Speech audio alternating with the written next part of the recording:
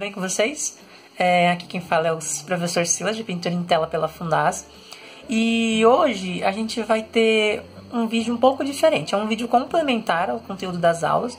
Vai ser uma coisa mais teórica, vai ser menos prática, né?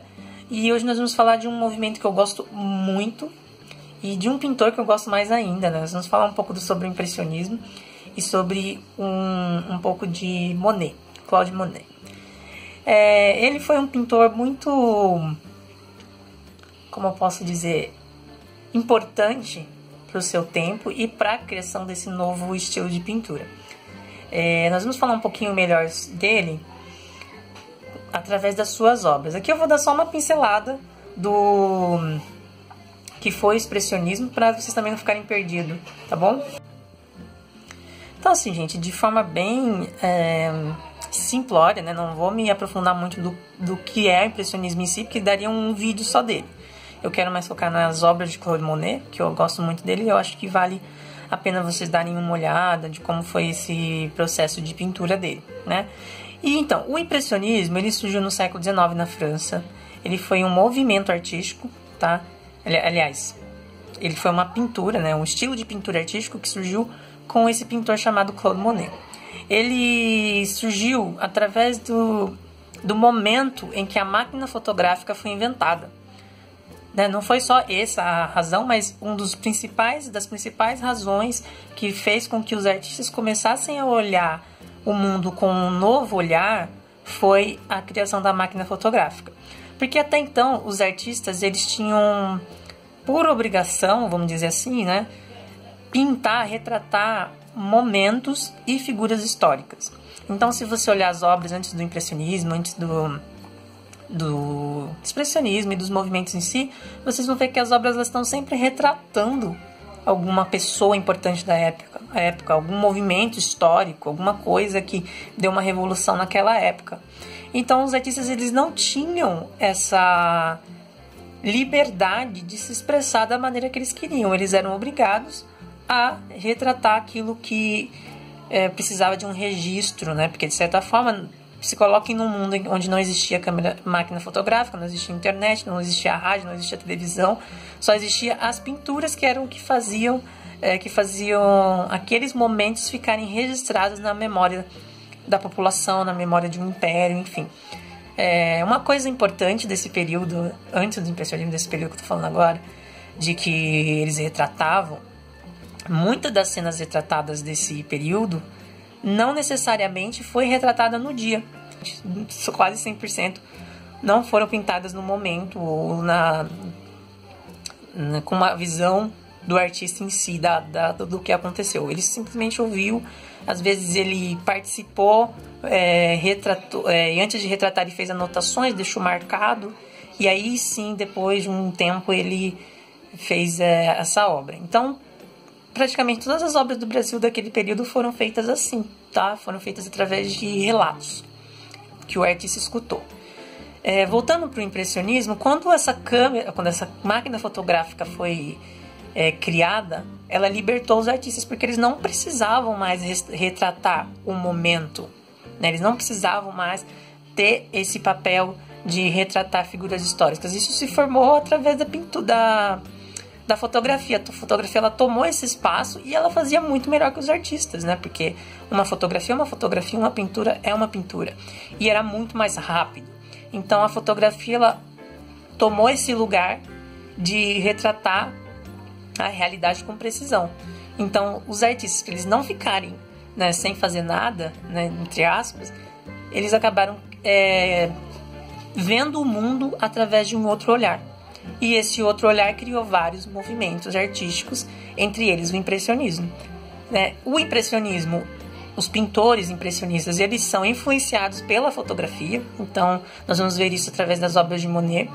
Eles são influenciados através da teoria das cores, através das revoluções que estavam acontecendo naquele período. Então eles retratavam muito a Revolução Industrial que estava acontecendo ali na Europa naquele período. Então os mesmos pintores ou outros pintores pintaram o mesmo tema, o mesmo local 10 anos antes, e aquele mesmo local 10 anos depois estava completamente diferente através das pinturas de Monet ou qualquer outro artista. Por quê? Porque a Revolução Industrial transformou aquele local muito rapidamente. E os artistas, eles pintavam exatamente isso, o movimento.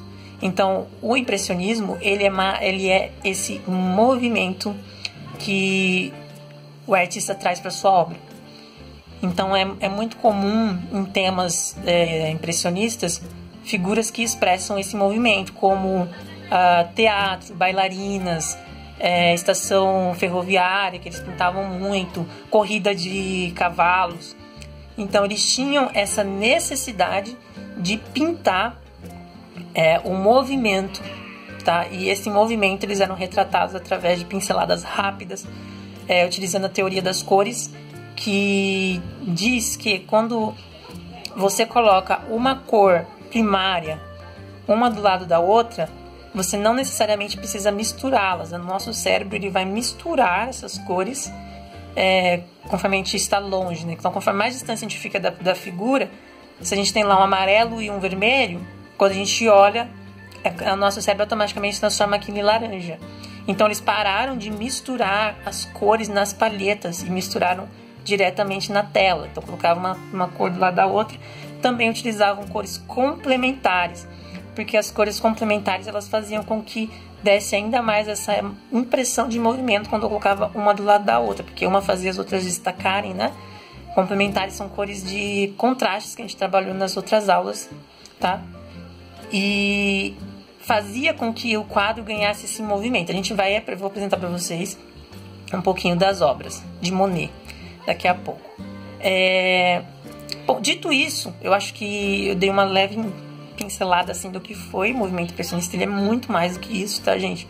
Mas eu acho que dá para vocês se situarem do que foi esse movimento e como que ele transformou não só a população geral, né? Não só a população geral, que eu digo a população artística, o movimento artístico, mas o modo de ver o mundo. Então, a partir desse momento, a gente começou a ver o olhar do artista em relação àquele espaço. Aquele espaço em que não era mais um espaço completamente uma cópia exata, mas uma impressão do que era aquele local, uma impressão do que aquele artista queria passar. Então, isso faz a gente ser artista, né? Isso que faz a gente, cada um ter a sua expressão, sua impressão, porque através da sua impressão você expressa alguma coisa na tela. Então, é por isso que eu sempre falo para vocês que, às vezes, o realismo, o hiperrealismo, ele não expressa aquilo que você é, ele expressa uma cópia do que você está copiando, que não é errado, tá? E ao mesmo tempo também pode ter a sua expressão ali, pode ter o seu jeito de pintar, pode ter as suas cores, sua pincelada, mas a partir do momento que você cria um estilo, um modo de pintar, isso se torna seu e torna a sua impressão. Então, gente, sem mais palavras, que eu já falei bastante, né? Pelo menos aparecendo no rosto, nós vamos agora para Claude Monet, tá bom? Nos vemos em breve.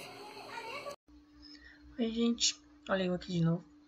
E vamos começar então com a história de Claude Monet, que foi um pintor francês, tá? Ele nasceu em 1840 e morreu em 1926.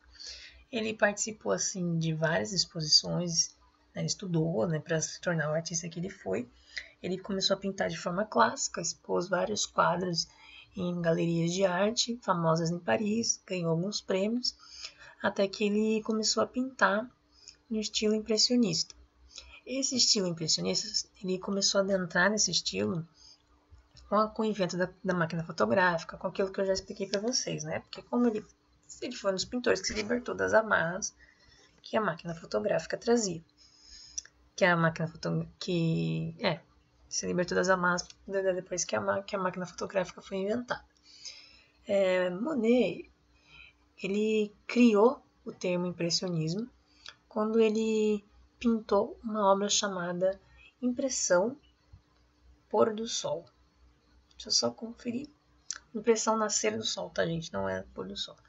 Essa obra, Impressão Nascer do Sol, ela foi muito importante porque ela foi a primeira obra de Monet a ter esse efeito impressionista, né? Que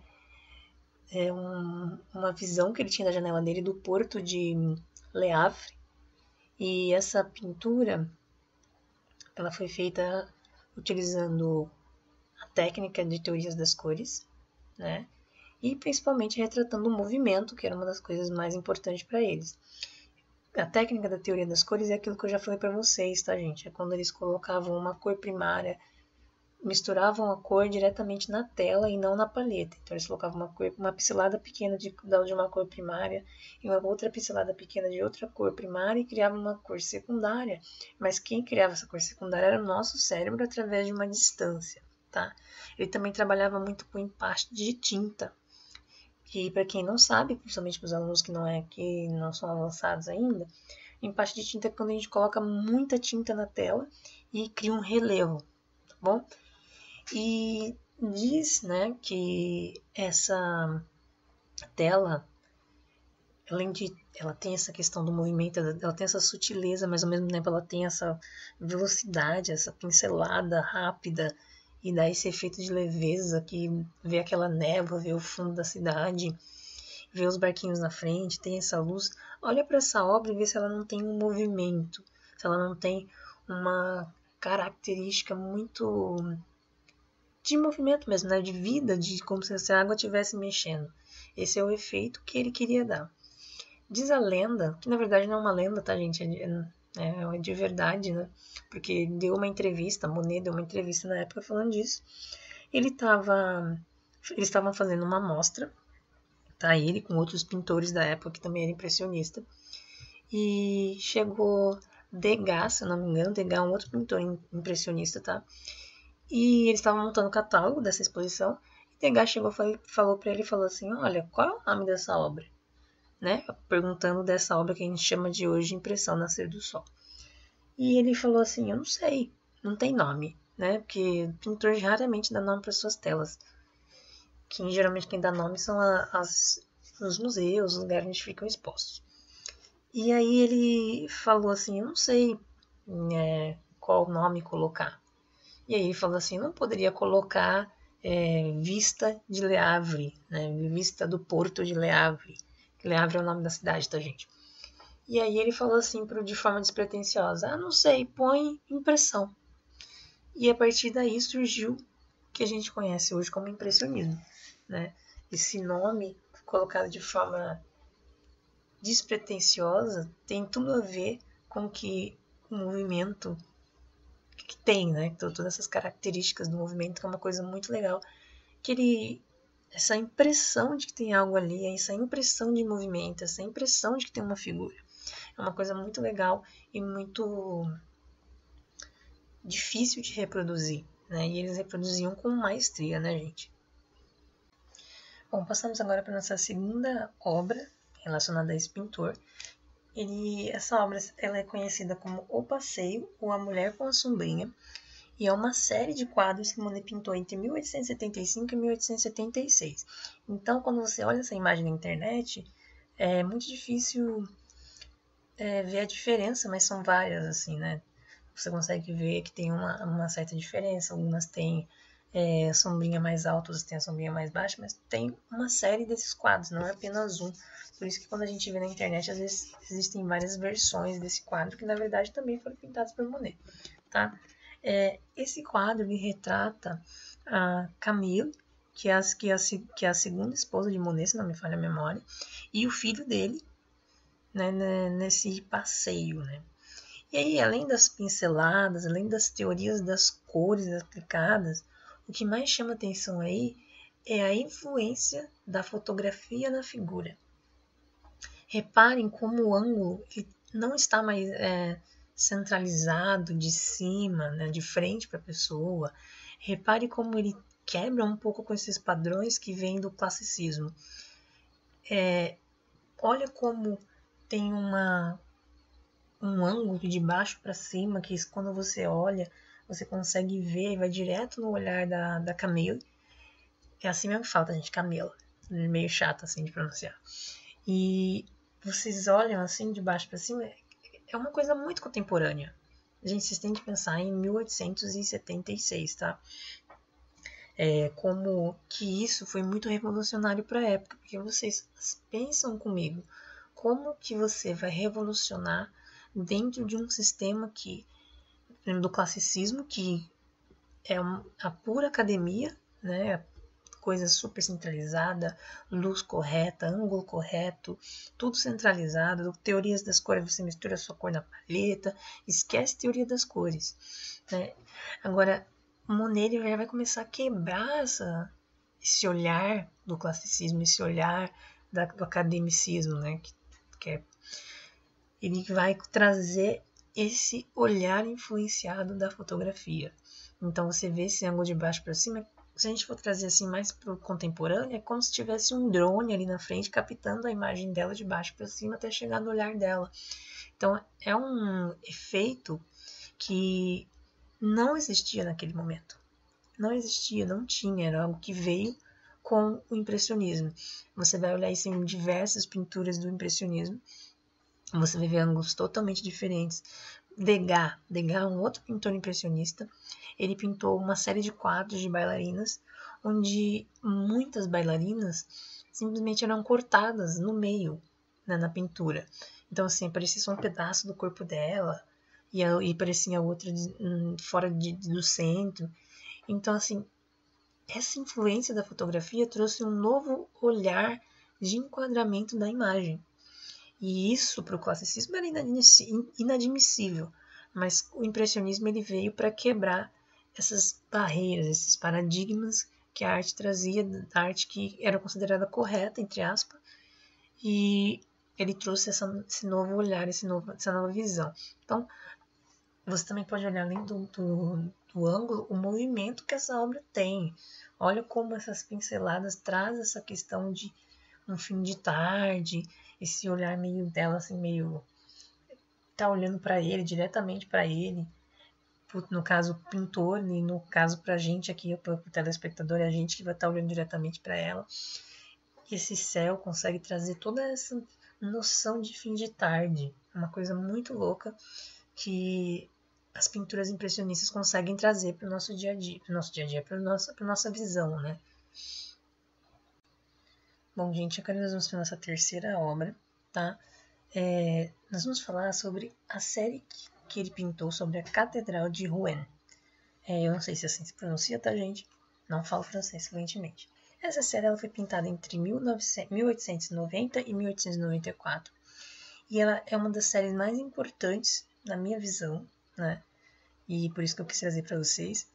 Porque ela é uma série que mostra pra gente como que a iluminação e a hora, as estações alteram a imagem, altera o tema, mesmo que ele seja o mesmo. No classicismo, não sei se eu posso falar classicismo aqui, no academicismo, vou colocar academicismo. No modo acadêmico, as pessoas pintavam muito similar, elas ignoravam o horário que ela estava pintando, elas ignoravam a luz que ela estava pintando, porque sempre era pintado dentro de ateliê, com uma luz pré-programada, né? Eles tinham modelos, então assim, nunca era pintar o que eles estavam realmente vendo, mesmo que o academicismo ele trazia essa realidade da técnica defumado, eles não pintavam exatamente o que estavam ali. Tem alguns períodos, não me recordo se é no academicismo, não era, acho que não é no academicismo, é antes disso, em que eles pintavam, por exemplo, as sombras elas não tinham a cor acinzentada ou a cor do objeto em si. Eu digo as sombras projetadas, tá, gente? As sombras que o objeto projeta no lugar. Eles pintavam preto, né? Independente de onde fosse, era preto. Porque eles tinham uma concepção de que sombra era preta. E, na verdade, a sombra ela não é preta, ela absorve a cor do objeto que ela tá. Então, se ela está em cima de um objeto bege, ela vai ficar um bege mais escuro, né? Então, Monet tentando provar essas diferenças que traziam, né, que acontecem naturalmente, ele pintou essa série de 31 telas, tá? Dessa catedral em diferentes estações, diferentes horas e diferentes dias do ano. E o resultado é esse maravilhoso que vocês estão vendo na tela, em que você tem a mesma catedral pintada diversas vezes em diferentes cores, e cada cor é de uma estação, de um momento do ano. E é muito louco essa questão de que você consegue olhar para elas, você olha para essa fotografia que tem aí e você consegue dizer a hora que está, a estação do ano, se é outono, se é inverno, se é de noite, se é de dia, você consegue olhar, porque o pintor, ele conseguiu passar essa noção de luz, essa noção de alteração do tema, alterando a cor, alterando o dia, alterando o horário, alterando a iluminação. Então, vocês também tenham em mente, quando vocês forem fazer os trabalhos de vocês, que a cor da sua iluminação também muda o resultado. Então, a sua luz que você vai fazer no seu trabalho pode ser uma luz azulada, pode ser uma luz esverdeada, e tudo isso vai refletir em como que os objetos ao redor vão absorver essa luz, né? Cada cor vai reagir com essa determinada cor. E é uma coisa muito legal. Olhem aí como é interessantíssimo essa questão de diferenças de tempo, diferenças de clima, que ele conseguiu trazer tudo para essa pintura. Nesse momento, o Monet ele já era mais reconhecido, tá, gente? Ele já não era mais desprezado pelo seu novo modo de pintar. Tanto que essas telinhas aí, ele ficou praticamente muito rico vendendo essas telas, porque ele vendeu praticamente, acho que todas, se não me falha a memória, todas elas, e vendeu por preços absurdos, assim, que hoje em dia valia muito dinheiro. Então, assim, eu diria que só com essas telinhas aí, ele ficou rico, porque ele pintou 31, e eu acho que ele vendeu todas no primeiro dia da exposição que ele colocou. Então, assim, pensa na qualidade e no tanto que o artista cresceu em relação ao primeiro trabalho dele, Amanhecer, Nascer do Sol. Porque se você pensar que ele foi hiper criticado com aquele quadro, porque ele fugiu dos padrões que era aquela coisa esfumaçada, extremamente realista. Ele começou a aplicar as teorias das cores, os ângulos fotográficos, então é muito legal como o movimento impressionista influenciou a fotografia e a fotografia influenciou o movimento impressionista. Tá, gente? É muito legal, muito divertido esse tema, por isso que eu gosto muito de falar. E nós chegamos à última obra, última série que eu queria apresentar para vocês hoje, que é a obra-prima de Monet, que são as Ninféias. Essa série ela foi pintada entre 1915 e 1926. Para quem não sabe, ninféias são essas flores da água, né? Essas plantas da água que vocês estão vendo aí. E nesse período em que Monet começou a pintar essas ninféias, vocês precisam ter em mente que a questão de ter um jardim não era tipo que nem a gente tem hoje, um jardim projetado, essas coisas que hoje em dia qualquer pessoa pode ter um jardim, basta querer ter espaço. Mas naquele período, apenas a realeza tinha essa questão, né, de ter um jardim próprio, ter um jardim arquitetado. Mas com a Revolução Francesa que aconteceu ali, e toda essa questão nova das novidades que estavam surgindo no cinema, na TV, na TV não, né, gente? Não existia. No cinema também não, o cinema foi bem depois, desculpe. Na pintura, nas danças, em todas as artes, tá, gente? Com essas novidades que foram surgindo, também foi se popularizando algumas outras coisas, entre elas os jardins. Os jardins, vocês precisam ter em mente que as técnicas elas foram se desenvolvendo, e aí qual era a novidade? Era que você finalmente conseguia carregar uma muda de planta de um lugar para o outro. Não estou falando a semente, tá, gente? Estou falando da muda mesmo, da plantinha lá. Isso pra gente é absurdo, mas naquele período aqui isso era novidade, era a mais alta tecnologia da jardinagem, vamos dizer assim. E Monet, ele tinha assim um fascínio muito grande por jardinagem, ele estudou muito sério esse tema. E aí ele comprou uma casa, primeiro ele alugou, depois ele veio comprar essa casa. Eu não lembro o lugar que ele comprou, foi em algum lugar da França, vocês me desculpem, tá, gente, eu não lembro. E ele estudou e aí ele decidiu, nesta casa, criar esse jardim projetado, que é esse que a gente vê ele representando nas ninféias. Ele, inclusive, teve que pedir autorização pública para mudar o curso de um rio para que ele pudesse ter essa água dentro do jardim da casa dele. Ele também chegou a criar o que a gente chama de barco ateliê, né, que ele chamou de barco ateliê, que era um barco que ele entrava dentro, que tinha suas coisas de pintura, que ele ficava ali dentro praticamente todos os dias pintando os reflexos da água, porque isso fascinava ele, as ninféias e os reflexos. Isso deixou ele fascinado com esse tema. Essa era a obsessão dele.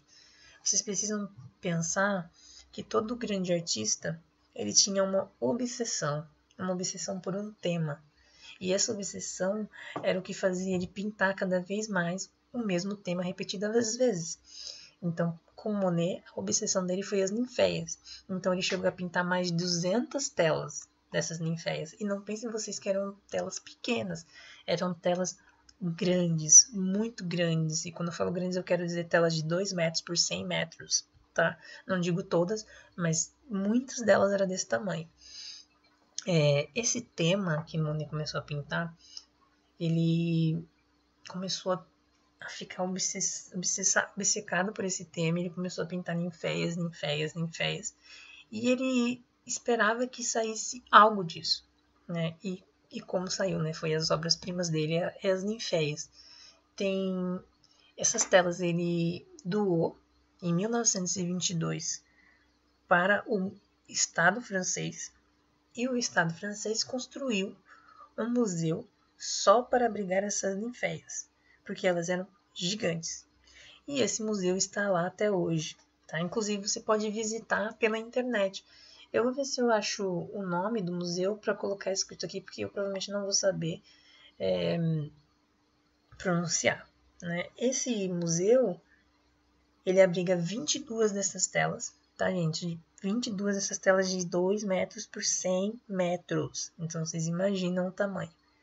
E o pintor, né, o Monet, ele queria que quando a pessoa entrasse dentro desse museu, ela se sentisse dentro de uma piscina que refletia todos esses espaços, todos esses lugares. E uma coisa que é muito legal desse museu, que eu visitei virtualmente, é que quando você entra, você consegue ver o nascer do sol e o pôr do sol, refletindo nas águas e na ninféia. Então, conforme você vai vendo os quadros, você vai vendo como vai mudando as cores, vai mudando os tons, e sempre aplicando pinceladas rápidas, com bastante empaste de tinta, tá, gente? Uma coisa que é muito triste é que ele faleceu um ano antes de inaugurar o museu. Então ele não chegou a ver esse museu pronto, tá, gente? Ele morreu muito ruinzinho, porque o que aconteceu? A esposa dele, a segunda esposa dele, a primeira já havia falecido, e ele tinha casado com a Camille, que é aquela que ele produziu, que ele pintou naquele quadro Passei ali atrás. E ele faleceu, ela faleceu, e ela era o grande amor da vida dele, né? Ele ficou muito mal nesse período, e ele começou a ficar cego. Ele começou a ter uma catarata nos 2 olhos, e ele não foi operar porque ele estava se sentindo muito mal. Tanto que a última série que ele pintou, que se chama A Ponte Japonesa, talvez eu coloque uma fotografia aí para vocês verem, essa série foi pintada entre 1918 e 1924, foi a última série que ele pintou, e os quadros, a série das pontes japonesas, elas já são bem mais acinzentadas, né? Elas têm menos cores. Essas telas têm menos cores, elas têm mais empaste de tinta. O empaste de tinta é muito grosso, porque provavelmente os críticos dizem que é porque, como ele não estava conseguindo enxergar o que ele estava fazendo, ele precisava colocar um empaste de tinta maior. E isso fez com que ele fizesse um quadro cada vez mais acinzentado. Tá? E, gente, só para finalizar, voltando para as ninféias, esses quadros, eles são, assim, umas coisas lindas. Eu aconselho vocês a verem. E o que é mais legal é que você não consegue entender aonde é a água e onde é o reflexo do céu na água.